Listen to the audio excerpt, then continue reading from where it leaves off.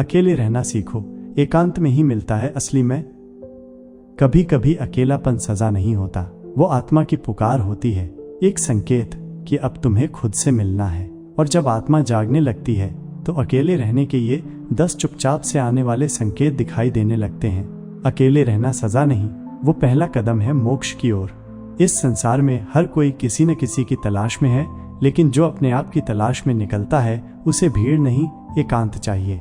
एकांत जहां न कोई शोर हो, न कोई चेहरा, न कोई तस्वीर, बस तुम हो और तुम्हारा सच। अकेले रहना सीखना सबसे बड़ी तपस्या है, क्योंकि सबके बीच रहकर मुस्कुराना आसान है, लेकिन खुद के साथ रहकर रो के भी मुस्कुराना वही योग है। जब कोई तुमसे कुछ न कह रहा हो तब तुम्हारा मन तुमसे सच बोलता है।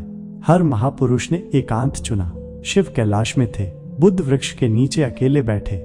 कबीर ने कहा एकला चलो रे, क्योंकि सच्चे ज्ञान की ज्वाला भीड़ में नहीं जलती, वो तो तुम्हारे अंतर के अंधेरे में ही प्रकाशित होती है। अकेले रहकर तुम देख पाते हो अपने विचारों का रंग, अपने भय, अपने लोभ, अपने अहंकार का असली रूप। वही तो असली दर्शन है जब तुम खुद के डर से आगे बढ़ते हो। एकांत में तुम रोओगे, टूटोगे, सवाल करोगे, खुद से लड़ोगे और फिर तुम खुद से मिलोगे। और जिस दिन तुम खुद से मिल गए उस दिन दुनिया की जरूरत खत्म हो जाएगी।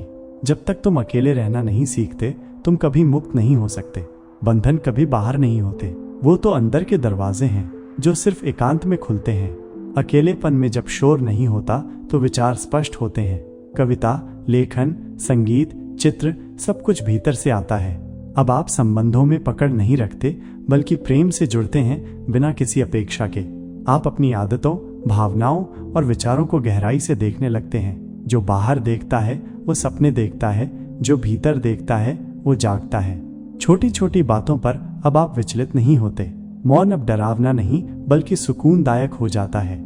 जब सब छूट जाता है तब एक दिव्य उपस्थिति भीतर महसूस होती है।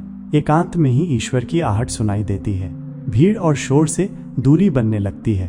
अब पेड़, आकाश, नदियां और चांदनी आपको साथी लगने लगते हैं। आलोचना, अस्वीकार, अकेलापन, अब ये सब आपको तोड़ते नहीं बल्कि और निखारते हैं। खुशी बाहर की नहीं लगती, वो भीतर से उगती है। अब बाहर नहीं दौड़ना पड़ता, क्योंकि भीतर ही ब्रह्मांड बस गया है। पेड़, नदियां, पक्षी, अब ये सब तुम्हारे अपने लगते हैं, जैसे तुम्हारी आत्मा इन्हीं की भाषा समझने लगी हो। अकेलापन जब चुनाव बन जाए तो वो मार्ग बनता है आत्मज्ञान की ओर। और इन संकेतों को देखकर समझो, आत्मा अब तैयार है मुक्त होने के लिए। अकेले रहना सीखो, क्योंकि तुम्हारा असली रूप, तुम्हारा असली गुरु, तुम्हारा असली ईश्वर सिर्फ एकांत में ही मिलता है। अब तुम ईश्वर को किताबों में नहीं ढूंढते, वो तुम्हारे मौन में प्रकट होता है। हर सांस एक मंत्र बन जाती है, और जब तुम उससे मिल जाते हो तो फिर सब कुछ मिल जाता है।